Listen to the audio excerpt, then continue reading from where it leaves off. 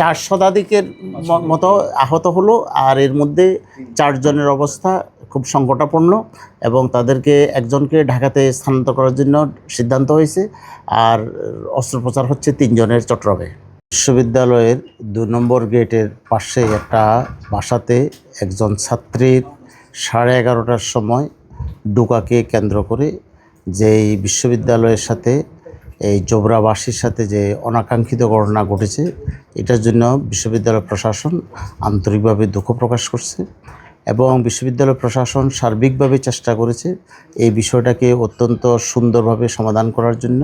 কিন্তু বিভিন্ন স্টেক হোল্ডারের কারণে বিভিন্নভাবে ছাত্ররা এবং এলাকাবাসী উত্তেজিত হওয়ার কারণে পরিস্থিতিটা আমাদের নিয়ন্ত্রণের বাইরে চলে যায়।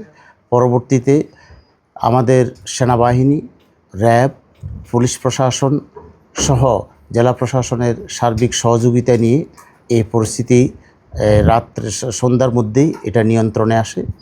আমরা বিশ্ববিদ্যালয় প্রশাসনের পক্ষ থেকে আমরা জানিয়েছি যে এটি বিশ্ববিদ্যালয় প্রশাসন পরবর্তী পরামর্শ না দেওয়া পর্যন্ত এখানে এই এলাকাতে 144 ধারা বলবৎ রাখার জন্য, এবং সেনাবাহিনী এবং যৌথ বাহিনী আমাদেরকে এই পরবর্তী বিশ্ববিদ্যালয় প্রশাসন যতক্ষণ না পর্যন্ত না বলে ততক্ষণ পর্যন্ত যাতে করে এই এলাকাতে আমাদের শান্তি শৃঙ্খলা রক্ষার্থে যৌথ বাহিনী কাজ করে, এটির জন্য বিশ্ববিদ্যালয় প্রশাসনের পক্ষ থেকে অনুরোধ জানানো হয়েছে। আমরা আমাদের আজকে যে সমস্ত ছাত্ররা জোবরা গ্রামে আছে তাদেরকে স্ব আবাসস্থলে নেওয়ার জন্য আমাদের সিন্ডিকেট সদস্য এবং চট্টগ্রাম বিশ্ববিদ্যালয়ের সাবেক বিপি আমরা এস.এম. ফজলুল হক সাহেবের নেতৃত্বে আমাদের বিশ্ববিদ্যালয় প্রশাসন সহ আজকে রাত্রের মধ্যে স্ব বাসায় তাদেরকে পৌঁছিয়ে দেওয়ার সিদ্ধান্ত হয়েছে।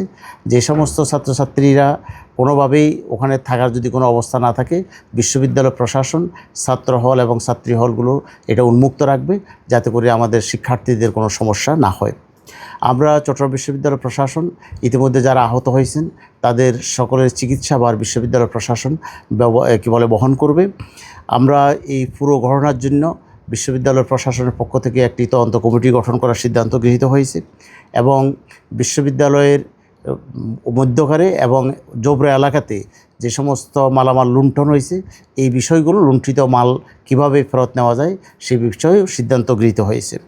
আমরা চট্টগ্রাম বিশ্ববিদ্যালয় প্রশাসনের উদ্যোগে এলাকাবাসীর সাথে একটা সৌহার্দ্যপূর্ণ পরিবেশ যাতে আমরা আমাদের ছাত্রছাত্রীরা এবং বিশ্ববিদ্যালয়ের স্বাভাবিক কর্মকাণ্ড পরিচালিত হয়, এই জন্য একটা শক্তিশালী কমিটি গঠন করা হয়েছে এবং এই কমিটিতে দায়িত্বে থাকছেন আমাদের চট্টগ্রাম বিশ্ববিদ্যালয়ের মাননীয় vice chancellor administration professor doctor Kamal উদ্দিনের নেতৃত্বে।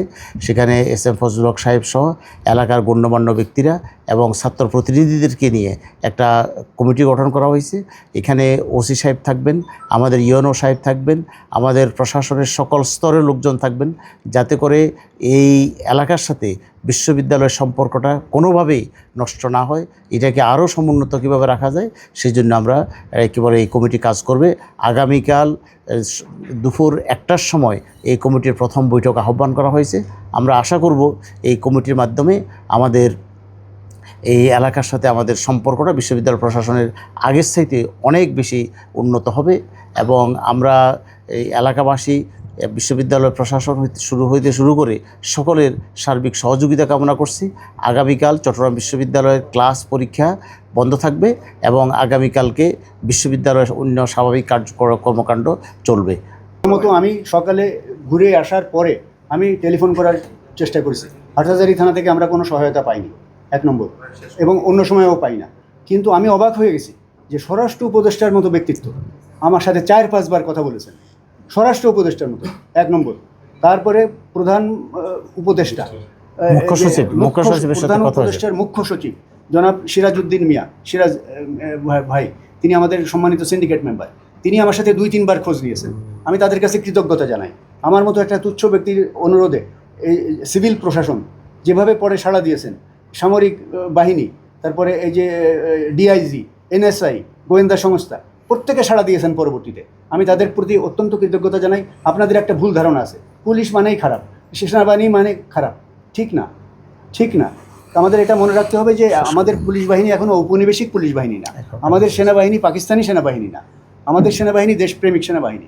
আমাদের চাচা, আপনার ভাই, ও বিদেশ থেকে কেউ আসেনি, কাজেই সেইভাবে তারা আমাদের ভালো করার জন্যে এই যে দায়িত্ব নিয়েছে। এখন আমাদের অপেক্ষা করতে হবে এবং আমরা এই যে কালকে মিটিং ডেকেছি, তারপরে আমরা তদন্ত কমিটি করব, ছাত্রদের জন্য যেটা ভালো হয় সেটা করব। আপনারা জানেন যে আমরা এলাকায় চলে যাওয়ার পরে আমরা দেখলাম যে না, পরিস্থিতি ওখানে একটু আসে থমথমে, কিন্তু থমথমে ভাব। আমাদেরকে বলা হলো একটা বিল্ডিং দেখিয়ে যে এখানে 5 জন আটকে আছে। তো আমরা তাড়াতাড়ি সেই বিল্ডিংয়ে গেলাম ফোর্স নিয়ে, আমাদের নিজস্ব ফোর্স, তখন আসে নাই অন্য কেউ। তো গুজব, কেউ সেখানে আটকা নেই, বললো ওই বিল্ডিংয়ে কিছু থাকে। সেই বিল্ডিংয়ে গেলাম, সেখানেও কিছু নেই, সব শান্ত। তারপরে আমরা চলে গেছি 1 নম্বরে ছাত্ররা ওখানে জমায়েত করছে, আমাদের বিরুদ্ধে স্লোগান দিচ্ছে। তারা দিতেই পারে, তারা সবসময় দেয়। এটা তো আমাদের স্টুডেন্টদের একটা অন্যরকম একটা পোস্ট, এই যে 5 আগস্টের পরে তাদের একটা অন্যরকম একটা কালচার ডেভেলপ করেছে আমাদের পুরো ছাত্র সমাজ, আমাদের ছাত্র না, যে কিছু হলেই এই যে শাহবাগ, কিছু হলেই যমুনা, কিছু হলেই ঘেরাও, কিছু হলেই গায়েবানা জানাজা, এগুলো আমরা সাধারণভাবে আমরা তাদেরকে একাডেমিক চাইল্ড হিসেবে তারা ভুল করতে পারে, কিন্তু আমরা তাদের কল্যাণ করা থেকে তো সরে আসতে পারি না, কারণ আমরা তাদের অভিভাবক। তো আমরা সেইভাবে চিন্তা করি, সেইভাবে দেখি। একটা ভাইব্রেন্ট পরিবেশের মধ্যে আমরা ছাত্রদের সাথে আলাপ আলোচনা করে চাকসু ইলেকশন ঘোষণা করেছি, এই ডিক্লেয়ার করেছি। ঠিক তারপর এই ঘটনাটা হয়েছে। কাজেই এখানে নানা রকম চিন্তা করার বিষয় আছে, সেগুলো আমি বলতে চাই না। অনেক ধরনের অনুসন্ধানী সাংবাদিকতা আপনারা করবেন, আমাদেরকে কেন বানা লাগবে? নানা রকম ব্যাপার থাকতে পারে, সেগুলো আমরা বিবেচনা করছি। আমরা যাতে সুন্দরভাবে সব কিছু, ইউনিভার্সিটি ভাইব্রেন্ট থাকে, ইউনিভার্সিটি যাতে স্বাভাবিক থাকে, সেই জন্য যা করণীয় আমরা তা করার জন্যই এখানে আসি।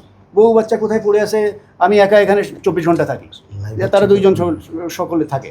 কাজে আমরা ধন্যবাদ জানাতে চাই সিভিল অ্যাডমিনিস্ট্রেশন, পোশাকধারী বাহিনী, র্যাব, যারা এসছেন, আমাদের প্রক্টোরিয়াল টিম, আমাদের অন্যান্য টিম, যারা আমাদের টিম মেম্বার্স, আমাদের সিনেট মেম্বার্স, আমাদের সিন্ডিকেট মেম্বার এই যে SM ফজলুল হক, আমাদের এই যে ডিন সাহেবরা, আমাদের এই প্রত্যেকটা শিক্ষক, এই যারা এখনও হাসপাতালে রয়েছেন আমাদের শিক্ষকরা, সবার কাছে আমি কৃতজ্ঞতা জানাতে চাই পাশে দাঁড়াবার জন্য। সেই সঙ্গে মিডিয়া কর্মী এবং এই যে যারা এই যে স্থানীয় বাসিন্দা, বিশেষ করে এই যে মুরব্বী যারা আসছেন, এই উনি নিয়ে আসছেন, সেই মুরব্বীদের দিয়ে আমরা 21 সদস্য বিশিষ্ট কমিটি করে দিয়েছি, যেটা শুনলেন। সবার কাছে আমি সহযোগিতা চাই। আশা করি আপনাদেরকে পাশে পাবো এবং আমরা পরিবেশ গড়ে তুলব, ইনশাআল্লাহ। ধন্যবাদ।